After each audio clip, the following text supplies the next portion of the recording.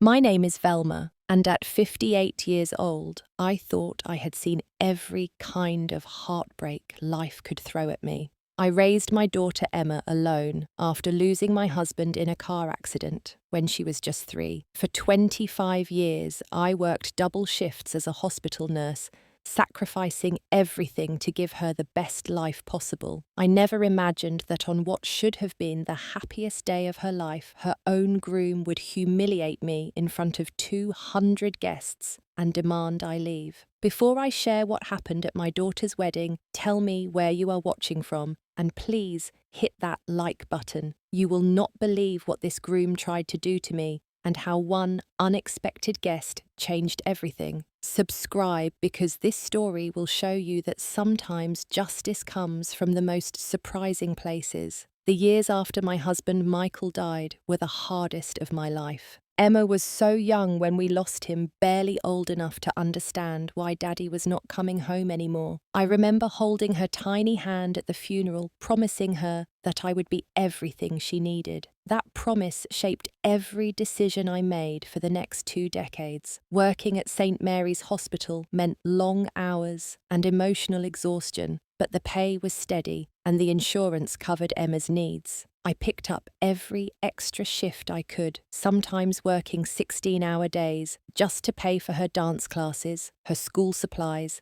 and later her college application fees. While other mothers attended PTA meetings, I was usually rushing between my day shift and night shift, surviving on coffee and determination. Emma excelled in everything she touched. She earned straight A's throughout high school, played varsity tennis, and won a full scholarship to Columbia University. I was so proud watching her graduate summa cum laude with her business degree. All those years of sacrifice felt worth it when I saw her walking across that stage. She met Derek during her final semester at Columbia. He was from a wealthy Connecticut family, the kind of people who summered in the Hamptons and had trust funds instead of student loans. When Emma first brought him home for dinner, I noticed how he looked around our modest apartment with barely concealed disdain. He made polite conversation, but his eyes kept wandering to our second-hand furniture and the small kitchen where I had cooked thousands of meals for Emma. The changes in Emma started gradually. She began making excuses for why she could not visit as often. When I suggested meeting for our traditional Sunday brunch, she would claim Derek had planned something else. Phone calls became shorter and less frequent. When I asked about her life, her answers felt rehearsed, as if she was sharing only what Derek approved of. The engagement announcement came via text message. Not a phone call, not a visit, just a simple text with a photo of an enormous diamond ring. When I called to congratulate her, Derek answered her phone. He explained that Emma was busy with wedding planning and would call me back later. She never did. Wedding planning became a nightmare I was barely included in. Derek's mother, Patricia, took charge of everything from the venue to the flowers. When I offered to contribute financially, Patricia laughed and said they had it covered. I learned about most of the wedding details from Emma's social media posts, watching from the sidelines as my daughter planned the biggest day of her life without me. I knew I could not afford much, but I secretly took out a small loan against my retirement account. $5,000 might not have seemed like much to Derek's family, but it represented months of careful saving and sacrifice. I wanted to contribute something meaningful to my daughter's wedding, even if it meant eating ramen noodles for the next 6 months. The tension grew worse as the wedding approached. When I asked about my role in the ceremony, Patricia informed me that Derek's aunt would be doing the mother-son dance because she was more familiar with formal ballroom dancing. When I suggested a small speech about Emma's childhood, Derek himself called to explain that they were keeping the reception program short and focused. Every interaction felt like a reminder that I did not fit into their world. Derek would correct my grammar in front of Emma, suggest I might be more comfortable at casual restaurants instead of the upscale venues they preferred, and constantly reference experiences and places that required money I had never had. Emma would sit silently during these moments, and her silence hurt more than Derek's words ever could. The morning of the wedding, I woke up in my budget hotel room feeling more nervous than excited. Through my window, I could see the luxury resort where Derek's family was staying, probably in suites that cost more per night than I made in a week. I had saved for months to afford even this modest accommodation, but being there felt like standing outside a party I was not really invited to. Getting ready took longer than usual because my hands kept shaking. I had bought a navy blue dress from a department store, nothing fancy, but appropriate for a mother of the bride. It was the most expensive dress I had ever owned, and I hoped it would help me blend in with Derek's sophisticated crowd. The venue took my breath away when I arrived. Whitmore Estate was like something from a magazine, with manicured gardens, marble fountains, and staff in crisp white uniforms, attending to every detail. Luxury cars filled the parking area, and I felt self-conscious climbing out of my 10-year-old Honda Civic among the BMWs and Mercedes. Inside the estate, I was directed to a small bridal suite where Emma was getting her makeup done by a team of professionals. She looked absolutely stunning in her designer gown, like a princess from a fairy tale. When she saw me in the mirror, she smiled, but it did not reach her eyes the way it used to. Patricia swept in moments later, barely acknowledging my presence as she fussed over Emma's hair and criticized the makeup artist's work. She made a comment about hoping the photographer would be able to work around any imperfections in the wedding party photos, glancing meaningfully in my direction. Emma said nothing. During the formal photo session, I was positioned at the edge of most shots, often partially hidden behind other family members. Derek posed confidently with his groomsmen, all of them sharing inside jokes and expensive watches. When the photographer tried to arrange a photo of Emma with both mothers, Derek interrupted to suggest they focus on the ceremony timeline instead. I noticed how Derek kept his hand on Emma's lower back throughout the photos, guiding her movements and whispering instructions about where to stand and how to pose. It reminded me of how my late husband used to guide Emma when she was learning to ride her bike, except this felt controlling rather than supportive. The guest list was filled with people from Derek's world. Business associates, country club friends, and family members who spoke casually about vacation homes and private schools. I recognized almost no one except for Emma's college roommate Sarah, who seemed as overwhelmed by the luxury as I felt. During the cocktail hour before the ceremony, I overheard conversations about stock portfolios and yacht clubs. When I tried to join a group discussing the beautiful venue, Derek appeared beside me and steered the conversation toward topics I knew nothing about, effectively freezing me out of the discussion. Emma seemed tense throughout the pre-ceremony activities, constantly checking her phone and looking around anxiously. When I approached to ask if she was all right, Derek intercepted me with a comment about not wanting to overwhelm the bride with too much family attention before the ceremony. The ceremony itself was beautiful, but felt cold somehow. Emma's vows were lovely, but sounded like they had been written by someone else, full of formal language that did not sound like my daughter's voice. Derek's vows focused heavily on providing Emma with the lifestyle she deserved, as if love was something that could be purchased. As we moved from the ceremony to the reception, I could feel the weight of being the outsider in my own daughter's wedding. Every interaction reminded me that I did not belong in this world of wealth and privilege, despite having spent my entire adult life making it possible for Emma to be here. The reception hall was even more spectacular than the ceremony space, with crystal chandeliers, white roses everywhere, and a band that probably cost more than my annual salary. Round tables draped in silk surrounded a marble dance floor, and the bar featured top-shelf liquor I had only heard about in movies. I found my assigned seat at a table near the back of the room, far from the head table, where Emma sat with Derek and his family. My table mates were mostly distant relatives and family friends, who seemed pleasant enough, but clearly belonged to Derek's social circle rather than mine. The couple next to me spent dinner discussing their recent trip to Europe, while I nodded politely and pretended to understand references to places I would never be able to afford to visit. Derek's best man gave an elaborate speech praising his refined upbringing and the sophisticated life he could provide for Emma. He talked about Derek's prep school achievements, his Ivy League connections, and his promising future in the family business. There was no mention of Emma's accomplishments or her own journey to this moment. She sat smiling but looked uncomfortable as Derek squeezed her hand possessively throughout the speech. The dinner was magnificent, featuring dishes I had never heard of served on china that probably cost more than my monthly rent. I tried to follow the lead of other guests regarding which fork to use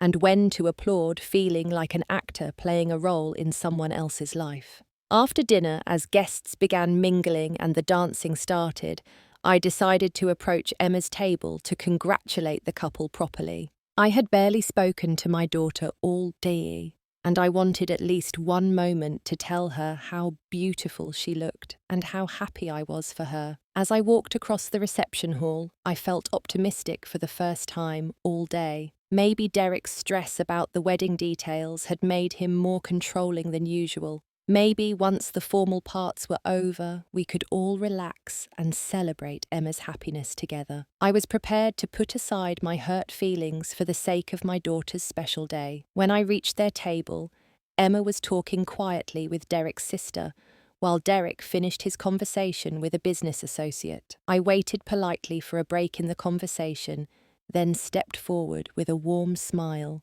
That was when everything changed. Derek looked up at me with an expression I had never seen before, cold and angry, in a way that made my stomach drop. Instead of the polite acknowledgement I expected, his face darkened, as if my mere presence had ruined something important.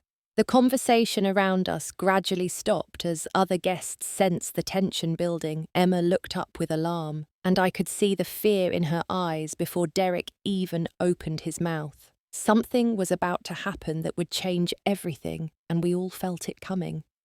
Derek stood up abruptly, his chair scraping against the marble floor with a sound that seemed to echo through the suddenly quiet reception hall. His voice was loud enough that nearby tables stopped their conversations and turned to stare at us. "Velma, what are you doing here?" he said, as if I were an uninvited guest who had somehow snuck into his wedding. "This is supposed to be Emma's special day, and you are making everyone uncomfortable." I felt my face flush with confusion and embarrassment. Around us, guests were openly staring now, their conversations dying as they focused on the drama unfolding at the head table. Emma's eyes were wide with shock, but she remained frozen in her seat. "I just wanted to congratulate you both," I said quietly, hoping to diffuse whatever was happening. "Emma looks so beautiful, and I'm so happy for you." Derek's laugh was harsh and cutting. "Happy for us? Look around, Velma. This is a classy event, not some diner you are used to. You have been making people uncomfortable all day with your questions and your inappropriate comments. Some of our guests have already mentioned how out of place you seem here." The words hit me like physical blows.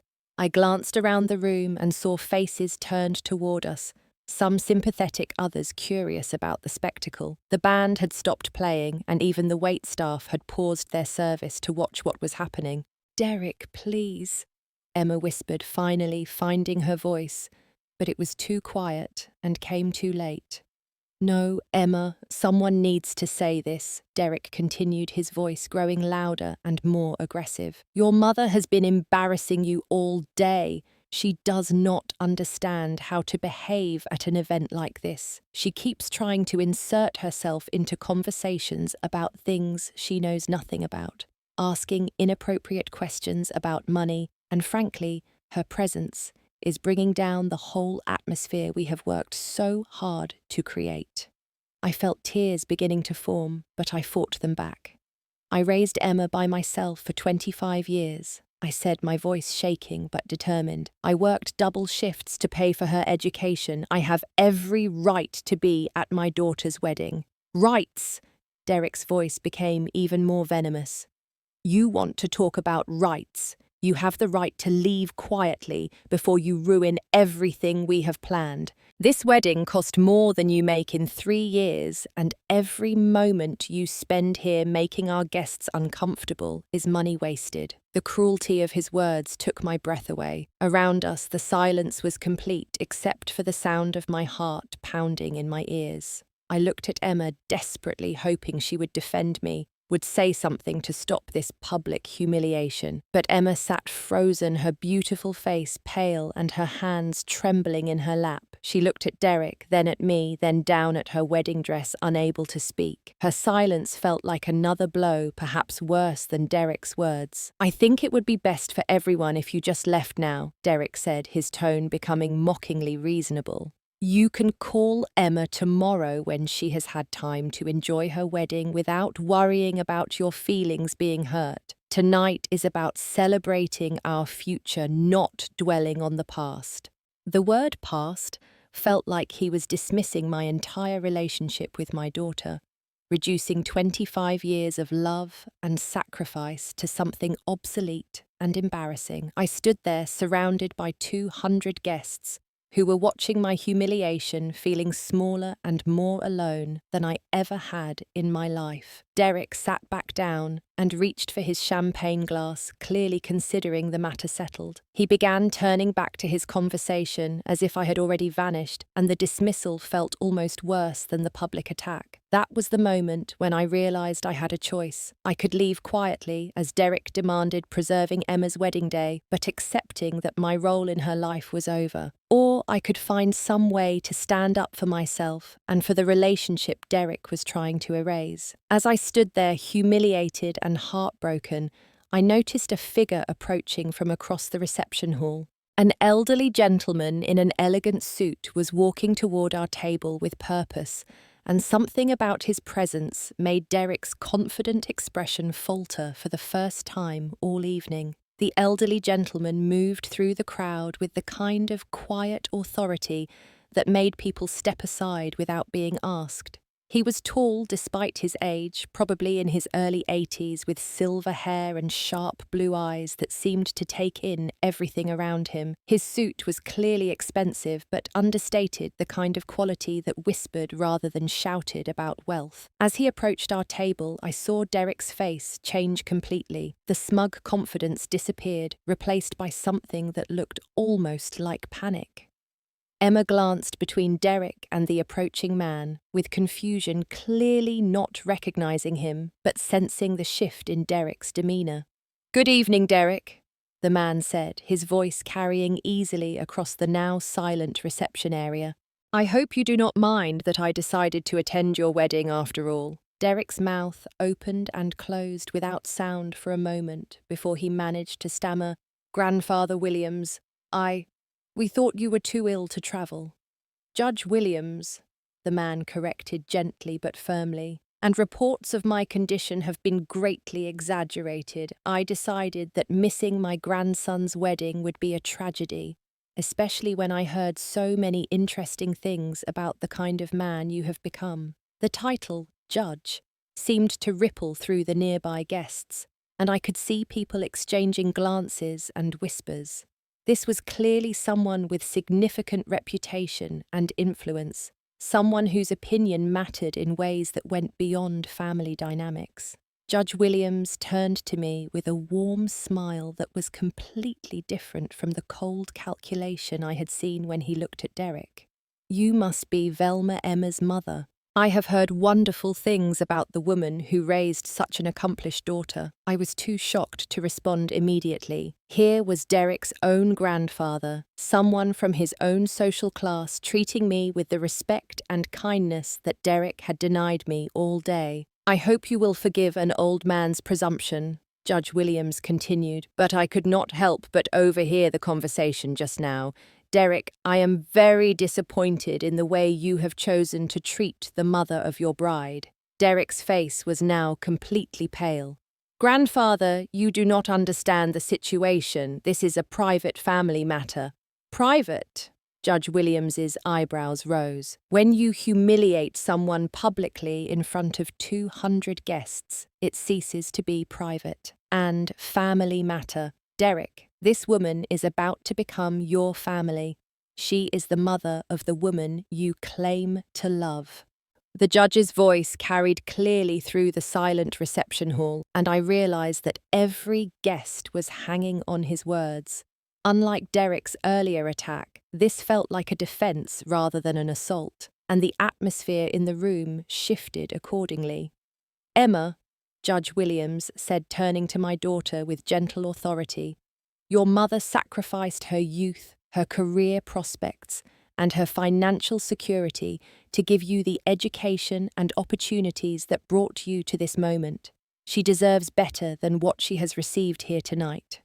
Emma's eyes filled with tears, and for the first time since the confrontation began, she looked directly at me.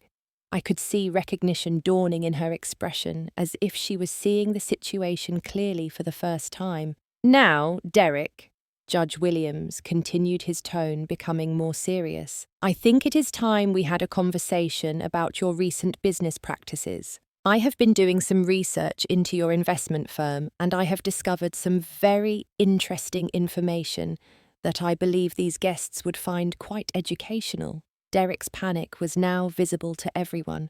"Grandfather, this is my wedding day. Whatever business concerns you have can wait until next week." "Business concerns?" Judge Williams smiled, but there was no warmth in it. "Derek, I am talking about federal crimes. I am talking about fraud, money laundering, and theft. And I am talking about how your wedding vendors here tonight can testify to your creative accounting practices." The words hung in the air like a bomb that had not yet exploded. Around us, guests began murmuring more urgently, and I saw several people reaching for their phones. Emma's face had gone completely white, and she was staring at Derek as if seeing him for the first time. Judge Williams opened a leather briefcase he had been carrying and withdrew a thick folder. "Perhaps this would be a good time to discuss why the FBI has been asking questions about your client accounts, Derek, and why several of your investors have filed complaints about missing funds." The perfect wedding Derek had orchestrated was about to become something very different, and justice was finally coming from the most unexpected source. Judge Williams opened the folder with deliberate slowness, and the sound of rustling papers seemed unnaturally loud in the silent reception hall. Derek's breathing had become shallow and rapid, and beads of sweat were forming on his forehead, despite the cool evening air. "Ladies and gentlemen," Judge Williams announced, his voice carrying the authority of someone accustomed to courtrooms, "I apologize for interrupting this lovely celebration, but I believe you all deserve to know exactly what kind of man you are here to honor tonight." Emma's hand flew to her throat, her wedding ring catching the light from the chandeliers. "What are you talking about?" she whispered, looking desperately between Derek and his grandfather. "Derek operates an investment firm called Heritage Financial Solutions," Judge Williams explained, holding up several official-looking documents. "Over the past 3 years, he has defrauded investors out of approximately $2 million through a sophisticated Ponzi scheme using new investor money to pay returns to earlier clients, while funneling the majority of funds into personal accounts." A collective gasp went up from the assembled guests. I saw Derek's business associates at nearby tables exchange alarmed looks, and several people began quietly excusing themselves and heading toward the exits. "That is not true!" Derek shouted, jumping to his feet so quickly that his chair toppled backward. "He is a senile old man who has been jealous of our family's success for decades. He is trying to ruin my wedding because he cannot stand that we have succeeded without him." Judge Williams remained calm, unperturbed by Derek's outburst. "Derek, would you like to explain to your wedding guests why the FBI raided your office last Tuesday, or why your business partner, Thomas Fletcher, has been cooperating with federal investigators for the past 6 months?" The mention of the FBI sent another wave of shock through the crowd. I saw Emma's face crumble as the implications began to sink in. The expensive wedding, the luxury lifestyle, the condescending attitude toward my modest means. It was all built on stolen money. Furthermore, Judge Williams continued, I have evidence that Derek has been using wedding vendor contracts to launder money through his parents' accounts. Several of the vendors here tonight have been pressured to submit inflated invoices, with the excess payments being kicked back to Derek through shell companies. At this, several elegantly dressed people near the band and catering stations shifted uncomfortably. The wedding planner, a woman who had been bustling around all day ensuring perfection, now looked pale and nervous. "Judge Williams," Patricia Derek's mother interjected desperately, "surely this is neither the time nor the place for such accusations. If you have concerns about Derek's business, there are proper channels for addressing them." "Mrs. Ashford," Judge Williams replied, using Derek's mother's maiden name rather than her married name, "you and your husband are also under investigation. The FBI is very interested in how your lifestyle improved so dramatically after Derek joined the family business 3 years ago. The revelation that Derek's parents were involved sent Derek into a complete panic. "Stop this!" he screamed. "This is my wedding day. You cannot destroy everything I have built because of your petty jealousy. Everything you have built." Judge Williams's voice became cold. "Derek, you have built nothing. You have stolen from retirees trying to secure their futures. You have cheated young couples out of their savings. You have taken money meant for children's college funds. And tonight, you had the audacity to humiliate the woman who actually sacrificed everything to build something meaningful." He gestured toward me, and suddenly all eyes in the room were on me again. But this time, instead of witnessing my humiliation, they were seeing me as the victim of Derek's cruelty, the single mother who had worked honestly while Derek built his fortune on lies. "Emma," Judge Williams said gently, "your mother took out a loan against her retirement savings to contribute to this wedding. Meanwhile, your husband-to-be has been paying for everything with money stolen from people just like her." Emma's sob was audible across the silent reception hall. She looked at Derek with horror and disgust, then at me with an expression of dawning understanding and regret that broke my heart in a completely different way. Derek, realizing that his carefully constructed world was collapsing around him, made one final desperate attempt to regain control. "None of you understand what it takes to succeed in this world," he shouted. "I did what I had to do to give Emma the life she deserves. Everything I did was for us, for our future." "You did it for yourself," Judge Williams said quietly, "and Emma deserves much better than a future built on other people's suffering." At that moment, I heard the distant sound of sirens approaching the estate. Judge Williams smiled grimly. "I took the liberty of contacting the authorities before I arrived tonight. I thought they might be interested in observing Derek's reaction to these revelations." Derek's face went from red to white in an instant. The perfect wedding he had orchestrated to showcase his success was about to become the scene of his arrest, and everyone he had tried to impress was witnessing his complete downfall. The sound of approaching sirens grew louder, and Derek's composed facade completely shattered. His face contorted with rage and desperation as he realized that his carefully constructed world was about to collapse in front of everyone he had tried to impress. "This is all your fault," Derek screamed, spinning around to point at me with shaking finger. "If you had just left when I told you to, none of this would be happening. You ruined everything by coming here where you do not belong." The irony was stunning. Even as evidence of his crimes mounted around him, Derek was still blaming me for his downfall. Several guests recoiled from his outburst, and I saw phones being raised to record the spectacle. "Derek," Emma said, standing up on unsteady legs, "stop blaming my mother for your choices. She has done nothing wrong." "Nothing wrong?" Derek whirled to face her, his mask of charm completely gone. "She has been a burden on you your entire life. I was trying to free you from her small-minded limitations so you could have a real future." Judge Williams stepped forward, placing himself protectively between Derek and both Emma and me. "That is enough, Derek. Your true character is showing, and it is exactly what I expected." Police cars were now visible through the windows, their blue lights flashing across the wedding decorations in a surreal contrast. The band had long since stopped playing, and many guests were quietly gathering their belongings and heading toward the exits.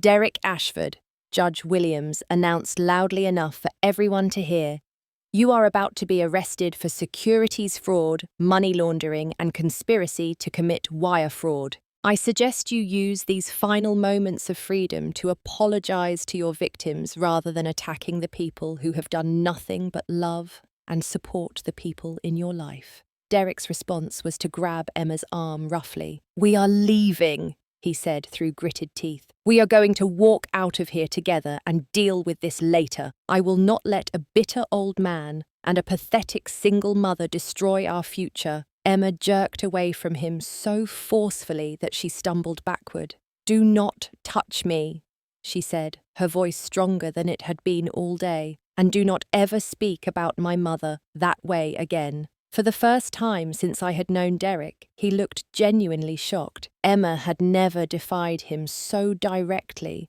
and the public nature of her rejection clearly caught him off guard. "Emma, you do not understand," Derek said, his tone becoming pleading rather than commanding. "We can work through this. My lawyers will handle everything. We just need to present a united front." "United front!" Emma's voice was rising now.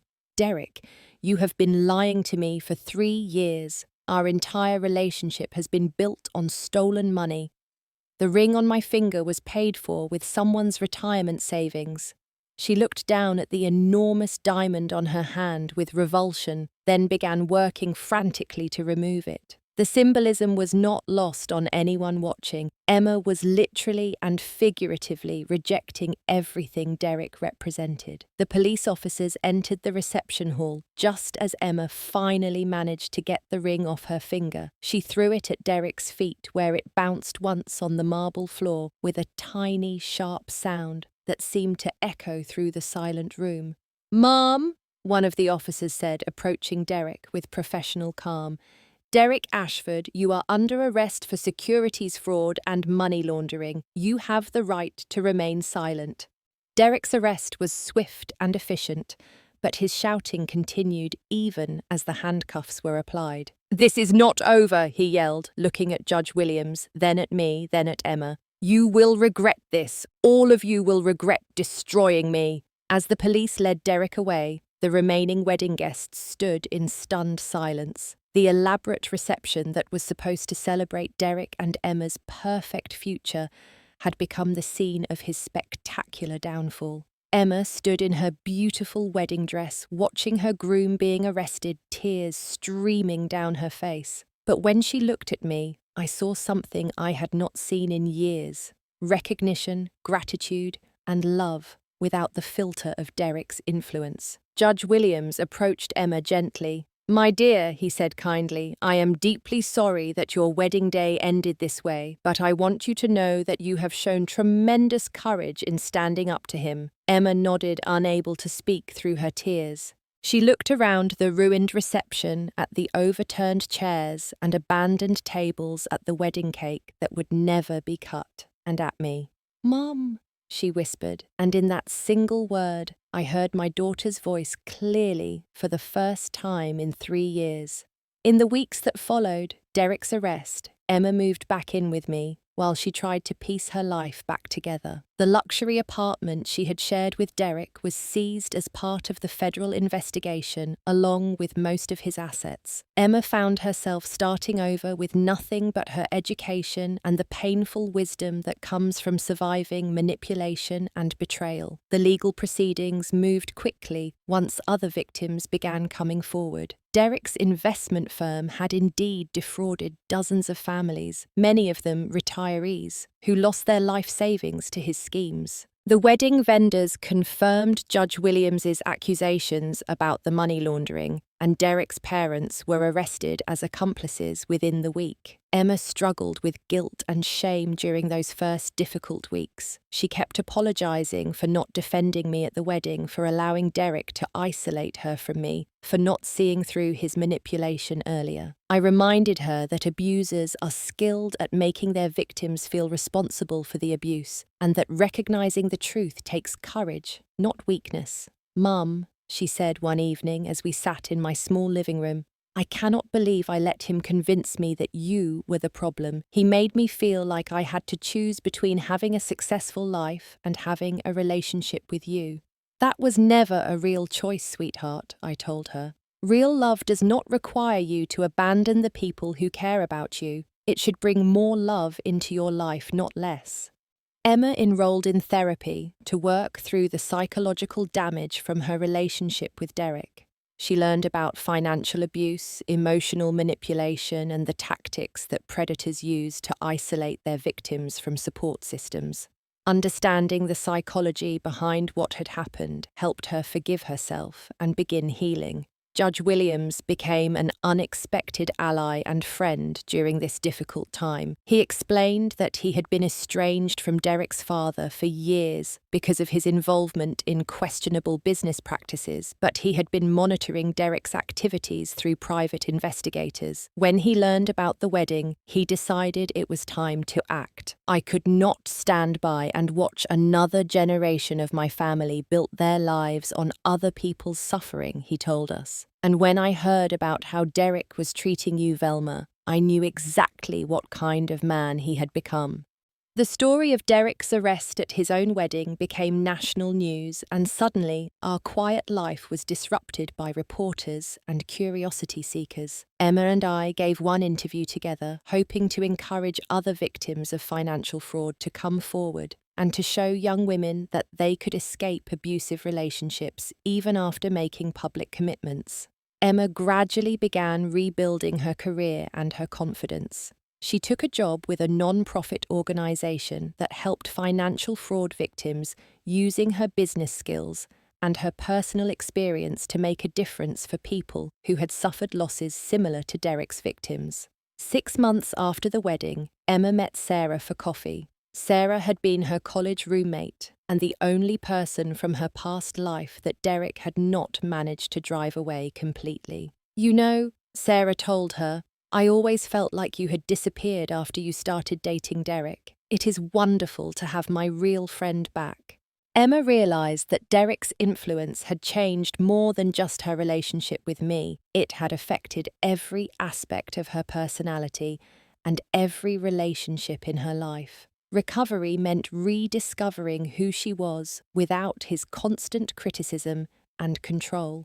1 year later, Emma had saved enough money to get her own small apartment near mine. She insisted on paying back the $5,000 I had borrowed for her wedding, even though I told her it was unnecessary. "Mum," she said, "you spent 25 years sacrificing for me. It is time I started taking care of myself and showing appreciation for everything you gave me." We established new traditions to replace the painful memories of that disastrous wedding day.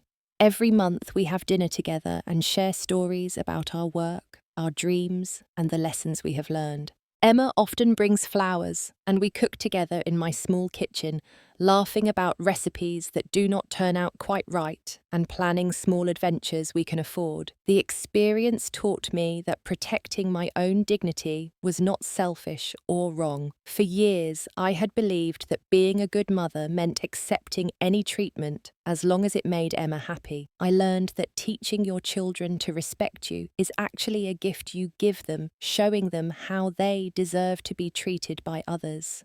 Emma learned that love should never require you to choose between your partner and your family, between financial security and personal integrity, or between success and authenticity. Real partnership enhances your relationships with others rather than destroying them. Together, we learned that sometimes the people who try hardest to convince you that you are not good enough are the ones with the most to hide. Derek's wealth and status were illusions, but my love for Emma and her fundamental goodness were real foundations that no amount of money could replace or improve. Judge Williams visits us occasionally, and Emma calls him Grandpa Judge, a title that makes him smile. He tells us stories about his years on the bench and the satisfaction that comes from seeing justice served after long delays. Some cases take years to resolve, he says, but truth has a way of surfacing eventually. Derek was sentenced to 12 years in federal prison and ordered to pay full restitution to his victims. His parents received shorter sentences in exchange for their cooperation in identifying hidden assets. Emma chose not to attend the sentencing hearing, saying she preferred to focus on moving forward rather than looking backward. The wedding ring that Emma threw at Derek's feet was sold along with his other assets, and the proceeds went to his victims. Emma jokes that it was the most expensive piece of jewelry that ever made her feel poor, and she prefers the simple silver bracelet she bought for herself with her first non-profit paycheck. Today, Emma is engaged to a kind teacher named Marcus, who invited me to dinner during their second week of dating and who genuinely enjoys hearing stories about Emma's childhood. When Emma told me about their engagement, her first words were, "Mum, I want you to help me plan this wedding. I want it to be about family and love, not about impressing anyone." Sometimes I think about that terrible night at the Whitmore estate, about standing in that reception hall, feeling smaller and more alone than ever before. I remember Derek's cruel words and Emma's silence, and I remember thinking that maybe I really did not belong in my daughter's life anymore. But I also remember Judge Williams stepping forward when no one else would, choosing justice over family loyalty and truth over comfortable silence. I remember Emma finding her voice at the moment when it mattered most, rejecting everything Derek represented and choosing love over fear. Most importantly, I remember learning that you should never let anyone convince you that you do not belong at your own table. The people who truly love you will make room for you exactly as you are, and the ones who try to push you away are telling you everything you need to know about their character, not yours. What I want you to take away from this story is that your worth is not determined by your bank account, your zip code, or your ability to fit into someone else's definition of success. The love you give and the sacrifices you make for family are valuable beyond measure, and anyone who cannot see that is not worthy of a place in your life. Have you ever been in a situation where someone made you feel like you did not belong, only to later realize that their judgment said more about them than about you? Share your thoughts in the comments below, and please hit that like button if this story resonated with you. Subscribe to hear more stories about finding strength in difficult situations and never letting others dim your light. Share this video with someone who needs to be reminded of their own worth. Thank you for listening, and remember that sometimes the most unexpected allies appear exactly when you need them most. Until next time, keep standing up for yourself and never forget that you deserve respect and love just as you are.